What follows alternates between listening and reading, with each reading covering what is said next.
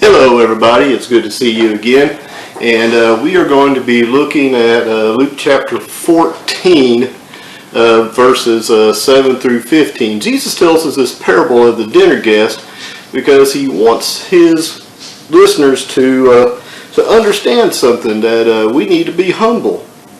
Jesus tells this parable after he's been invited to a dinner party, most likely a wedding. And you see people just picking out the places of honor. And I kind of imagine that he sees them running to the places of honor to be the first one in line to get the best chair. And he tells them that when they are invited to a banquet, do not sit in a place of honor, lest the one giving a banquet comes to you and says, give your seat to someone else, someone more distinguished than you. And you have to go to the last place in disgrace. But when you do go, find the last seat, and when the one giving the banquet sees you, he may find you and say, friend, move up to a higher seat, then all the table will distinguish you. And Jesus goes on to say this.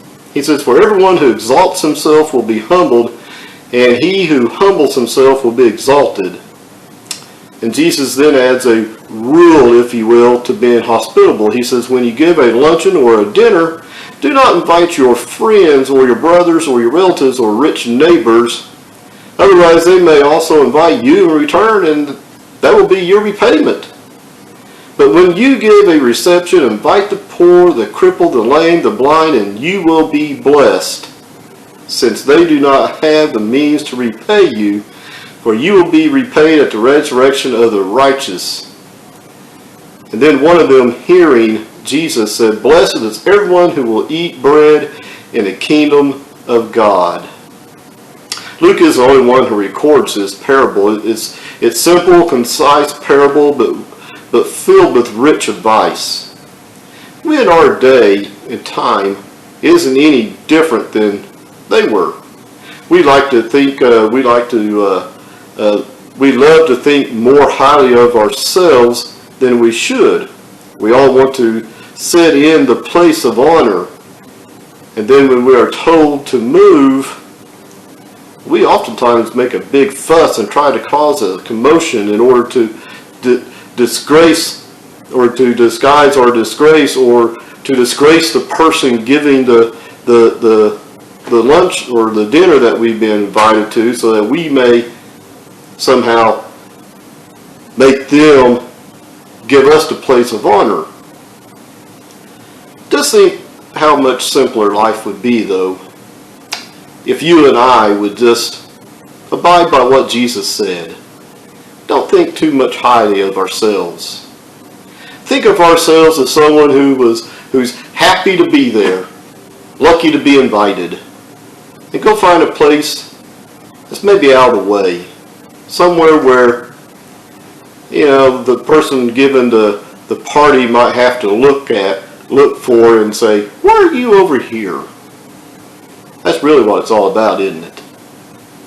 Doing good works for the sake of helping those around us. Too many times we all see people who love to brag. Either they love to brag and say, well, when I did your job, I could do this much. Or if you're sick, they had something much worse. If you had a bad day at work, they had a horrendous day at work. No matter what you have or what may be besetting you, they always seem to have something worse, or they've done something bigger. We all know someone who likes to brag. Solomon says this in Proverbs 29, verse 23. He says, one's pride will bring him low. That's kind of the way it is, isn't it? Our pride gets the best of us. And it will do so every time. Solomon goes on and says, but a humble spirit will obtain honor. I hope you have a humble spirit. And I hope you will do things just for the sake of helping those out around you.